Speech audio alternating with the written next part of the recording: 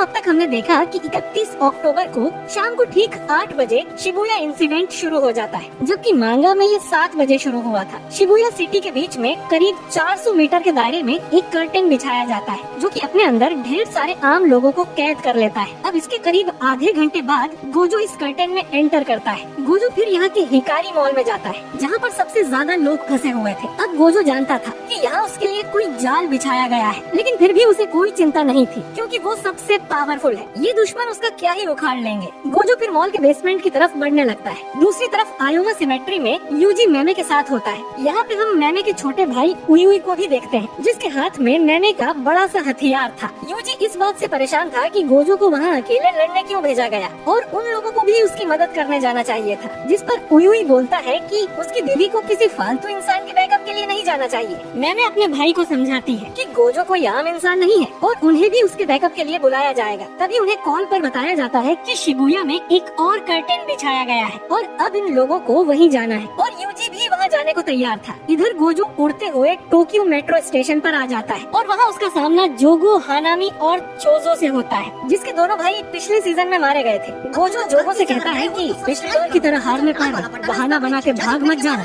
जिस पर जोगो बोलता है कि बहाने की जरूरत तो अब तुम्हें पड़ने वाली है। इधर यूजी और मैमे को एक मैनेजर बताती है कि गोजो के एंटर करने के बाद उस प्लेटफॉर्म पर एक और कर्टेन बिछाया गया है, जो कि बाकी सोसेरर को अंदर जाने से रोकता है। जिस भी कर्स यूजर ने इस कर्टेन को बनाया है वो इन दोनों के बीच में ही होगा, जिससे कर्टेन की मजबूती बनी रहे। साथ ही इन कर्टन्स के बीच में ढेर सारे ट्रांसफिगर्ड इंसान भी हैं, जो सुनते ही यूजी समझ जाता है कि माहितो भी यहीं पर है, जिसने उसके दोस्त जुनपी को मारा था। इसके बाद मैंने 2 क्रोस को स्टेशन के अंदर भेजती है इन्फॉर्मेशन के लिए, और फिर यूजी को स्टेशन का मैप बताते हुए कहती है कि स्टेशन पर टोटल 5 लेवल्स हैं। ट्रांसफिगर्ड इंसान लेवल B4 पर हैं, जो कि नॉर्मल इंसानों पर अटैक कर रहे हैं, ताकि वो भी भागकर लेवल B5 पर चले जाएं, और उसके क्रूज लेवल B2 पर जाते ही मारे गए। तो वो कर्स स्पिरिट जिसने कर्टेन बनाया है वो जरूर यहीं पर होगा। वो यूजी से पूछती है कि वो ट्रांसफिगर्ड इंसानों को मारना चाहता है या उस कर्स माहितो को, और जहाँ तक वो यूजी को जानती है वो माहितो को ही चुनेगा। अब मैमे और उयुई B4 की तरफ जाने लगते हैं, ताकि वहाँ के इंसानों को ट्रांसफिगर्ड ह्यूमन से बचाया जा सके, और यूजी B2 की तरफ जाने लगता है माहितो को खोजकर मारने के लिए। और जब ये लोग वापस मिलेंगे तब शायद कर्टेन टूट चुका होगा और आम लोग आजाद हो जाएंगे, और इन्हें ये भी पता चल जाएगा कि उनका दुश्मन लेवल 5 पर क्या खिचड़ी पका रहा है। यूजी कहता है कि ऐसा ही होगा, क्योंकि वो इस बार नहीं हारेगा। जब यूजी नीचे B2 पर पहुंचता है तो वहाँ उसे एक ग्रास हॉपर यानी टिड्ढा कर्स दिखाई देता है, जो कि एक इंसान के सिर को खा रहा था। ये देख यूजी को गुस्सा आ जाता है। टिड्ढा समझ जाता है कि यूजी एक सोसेरर है और कहता है कि मैं स्मार्ट यानी चतुर हूँ। यूजी उससे पूछता है कि माहितो कहाँ पर है। टिड्ढा बोलता है कि माहितो उनके नीचे वाले लेवल पर है और मैं यहाँ कर्टेन की रखवाली कर रहा हूँ, क्योंकि मैं चतुर हूँ। यूजी को डाउट होता है कि इस टिड्ढे ने दोनों कर्टेन्स बनाए होंगे। तभी उसे टिड्ढे के पीछे एक कील जैसा कर्स्ड ऑब्जेक्ट दिखाई देता है, और वो समझ जाता है कि ये टिड्ढा इस ऑब्जेक्ट की ही रखवाली कर रहा है, तो वो जल्दी से इस ऑब्जेक्ट को तोड़ देगा। टिड्ढा कहता है कि इंसान कितने मूर्ख होते हैं और ट्रांसफिगर्ड होते ही अपना आपा खो देते हैं, पर मैं काफी चतुर हूँ।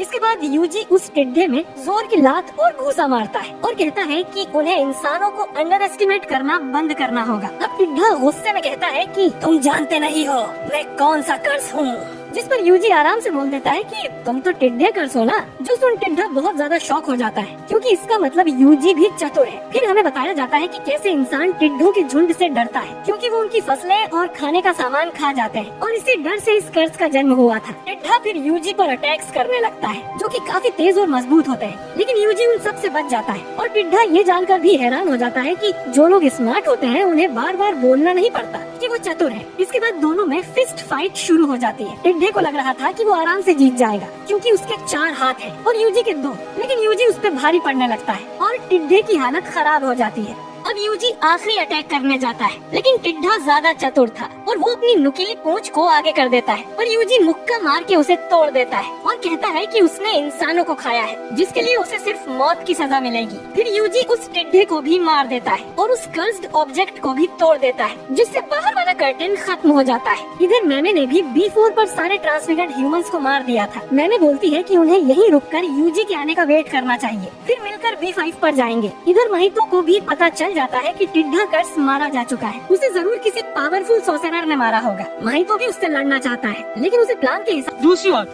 यहाँ पे 9 बजे का सीन हमें दिखाया जाता है और माहितो को पता चल जाता है कि भाई वो लोकस्ट जिसका नाम था कोग आए, उसको एक्सरसाइज कर दिया गया है। भले वो भी लड़ना चाहता था और उसे ऐसा लगता है कि अच्छा खासा सॉर्सरर आया है यहाँ पे, लेकिन वो उससे लड़ नहीं सकता क्योंकि उसके पास अपना ही खुद का एक काम है। ये तीनों यहाँ पे रिग्रुप हो जाते हैं B4 पे और मीमी कहती है क्या बात है, तुमने तो समय से पहले अपना काम खत्म कर दिया। वैसे देखा जाए तो तुम ऑलरेडी एक फर्स्ट रेट के सॉर्सरर बन चुके हो, ऐसा लग रहा है। ये लोग जब यहाँ पे नीचे पहुंचते हैं प्लेटफॉर्म पे तो यहाँ पे कोई भी नहीं होता, सिर्फ और सिर्फ एक औरत होती है जो की शॉक होती है। दूसरी ओर यहाँ पे गोजो का सीन दिखाया जाता है और वो दिखता है कि इधर भाई काफी प्लांट्स वगैरह आगे लग जाते हैं जिसके पीछे हानामी का हाथ होता है, ठीक है। तो गोजो ये कहता है यार ये सब करने की जरूरत नहीं है, मतलब मुझे पता ही है अगर मैं भागने की कोशिश करूंगा तो तुम यहाँ पे मौजूद सारे इंसानों को मारने लग जाओगे, क्यों, है ना। इसी वजह से तो मैं यहाँ पे आया हूँ। तो यहाँ पे भी पहले का सीन दिखाया जाता है जब जोगो इधर गेटो से बात कर रहा था साटोरू गोजो के पावर्स के बारे में कि कब वो अपनी पावर का पूरी तरह से इस्तेमाल कर पाता है। तो गेटो उसको यही बताता है कि जब गोजो अकेला होता है तभी वो अपनी ताकत का ठीक से इस्तेमाल कर पाता है पूरी फॉर्म में। जिसके बाद यहाँ पे जोगो ये सारे के सारे गेट्स खोल देता है और ये सारे के सारे जो भी लोग होते हैं फंसे होते हैं वो ट्रैक्स पे गिरना शुरू हो जाते हैं। अभी सीलिंग का ये प्लान है कि गोजो को यहाँ पे फंसा दे क्योंकि अगर वो अटैक करेगा तो इस वजह से ये नॉर्मल लोग भी घायल हो सकते हैं। गोजो समझ जाते हैं कि इन्होंने ये बैरियर इसलिए बनाया था जिससे कि गोजो को पता न चले कि अंदर लोग हैं या नहीं है। दूसरी ओर यहाँ पे हमें फिर से पहले का सीन दिखाया जाता है और गेटो बताता है कि उसके साथ अगर कोई और जो जिससे सॉर्सर होगा तो उससे कोई फर्क नहीं पड़ता। इसी वजह से हमें गोजो के आसपास नॉर्मल लोगों को रखना होगा। यहाँ पे जोगो भाई पागलों की तरह इन लोगों को जलाना शुरू कर देते हैं जिससे कि यहाँ पे भगदड़ मच जाती है। दूसरा हनावी भी इन लोगों को मारना शुरू कर देते हैं और चोसो अपने ब्लड मैनिपुलेशन स्लाइसिंग एक्सोर्सिज्म का इस्तेमाल करके भाई गोजो की तरफ अटैक करते हैं कि गोजो के इंफिनिटी वॉइड की वजह से ये अटैक उसको छू भी नहीं पाता, ठीक है ना। तभी सामने से इधर हानामी और जोगो दोनों के दोनों भाई अपने पंचेस रेडी करके आते हैं गोजो के ऊपर हमला करने के लिए। ये जोगो को बताया होता है कि अगर हम गोजो की कर्स टेक्निक रिवर्सल की बात करें तो वो एम्प्लीफिकेशन की डबल होती है अगर हम कम से कम आउटपुट की बात कर रहे हैं तो, और अगर हम कम से कम एनर्जी का इस्तेमाल करता है तो ये काफी ज्यादा हाई चांसेस है कि नॉन सोर्सेज भी उसमें निपटे जाएंगे तो वो अपनी ताकत का इस्तेमाल नहीं कर पाएगा, साथ ही वो अपने ब्लू का इस्तेमाल भी नहीं कर पाएगा। उसके लिए काफी ज्यादा मुश्किल होगा हाई स्पीड मूवमेंट में ट्रैवल करना ब्लू की मदद से, क्योंकि नॉर्मल लोगों के ऊपर पड़ते ही साथ वो लोग मर जाएंगे। इसी वजह से साटोरू गोजो सिर्फ और सिर्फ अपनी एनर्जी से लोगों को बचाने में फोकस करेगा। तो फाइनली हानामी और जोगो इधर गोजो के पास पहुंच चुके होते हैं और ये इससे आगे नहीं बढ़ पाते जिसे देख के भाई गोजो भी कहता है तो हानामी आगे अपने दूसरे हाथ से भी अटैक करता है, लेकिन जिसके बाद ये दोनों ही डोमेन एम्प्लीफिकेशन का इस्तेमाल करते हैं और भाई काफी तेज ये भाई गोजो के बैरियर को भाई तोड़ना शुरू कर देते हैं। काफी धीरे धीरे करके ये गोजो के पास आने लग जाते हैं, ठीक है ना। जिसके बाद एकदम से गोजो यहाँ से गायब हो जाता है और साइड में आ जाता है। वो समझ जाते हैं कि ये लोग डोमेन एम्प्लीफिकेशन का इस्तेमाल कर रहे हैं जो कि न्यू शैडो स्कूल का सिंपल डोमेन पे बेस्ड है। ये लोग अपने आप को डोमेन के अंदर बंद कर लेंगे जिससे कि सबसे पहले तो ये गारंटीड फेट वाले इफेक्ट को थोड़ा कम कर देंगे। अब जैसे देखो मैं तुम्हें थोड़ा सिंप्लीफाई कर देता हूँ, जब भी हम सामने वाले के डोमेन के अंदर होते हैं तो सामने वाला जो भी अटैक हमारे ऊपर करेगा वो हमारे ऊपर पड़ना ही पड़ना है। लास्ट टाइम वो जो इस सिचुएशन से कैसे निकला था उसने अपना खुद का एक डोमेन बना दिया था और उस वजह से वो उससे बच निकला था। लेकिन इस बार इन्होंने इस वाली टेक्निक के ऊपर फोकस नहीं किया है कि इनके अटैक गोजो के ऊपर पड़े ही पड़े। इसी साथ साथ ये दूसरी टेक्निक का इस्तेमाल कर रहे हैं जिस वजह से सामने वाले की टेक्निक को न्यूट्रलाइज किया जाए। अब यार इसको अगर मैं सिंपल शब्दों में तुम्हें समझाऊं तो अभी क्योंकि गोजो इन लोगों के डोमेन में है तो जो गोजो की टेक्निक्स है वो भी धीरे धीरे करके भाई कम इफेक्टिव होंगी, जिस वजह से अब ये धीरे धीरे करके भाई गोजो पर अटैक करने वाले थे उसके काफी नजदीक पहुंच गए थे, आपने जैसा कि अभी देखा, ठीक है ना। और ये सारा आइडिया इनको किससे मिला है, कोकीची से, ठीक है ना। आपको याद होगा जब मेकामारू वाले जो फाइट थी उससे कैसे अपने सिंपल डोमेन का इस्तेमाल करके भाई माहितो की वाट लगाई थी। तो इनका बेसिकली ये प्लान होता है कि इसी तरीके से ही गोजो की वाट लगाएंगे। हमें फिर से यहाँ पे पहले का सीन दिखाया जाता है और जो को पूछते हैं कि और उसकी इन्फिनिट वॉइड का क्या करेंगे हम, उसका जो डोमेन है सबसे पावरफुल। तो गेटो बताता है कि साटोरू गोजो अपने इन्फिनिट वॉइड को भी इस्तेमाल नहीं कर पाएगा, वो जिस भी इंसान को छूता है सिर्फ वही उससे बचता है। अब भाई उसके पास अगर ऐसा स्किल है कि वो सिर्फ तुम लोगों को अपने डोमेन के अंदर कैद करे तो अलग बात है, लेकिन उसके आसपास काफी सारे नॉन सॉर्सर सोर्सेज शामिल होंगे जो कि पहले से एक व्हील के अंदर होंगे। अगर गोजो ने अपने खुद का एक डोमेन बना लिया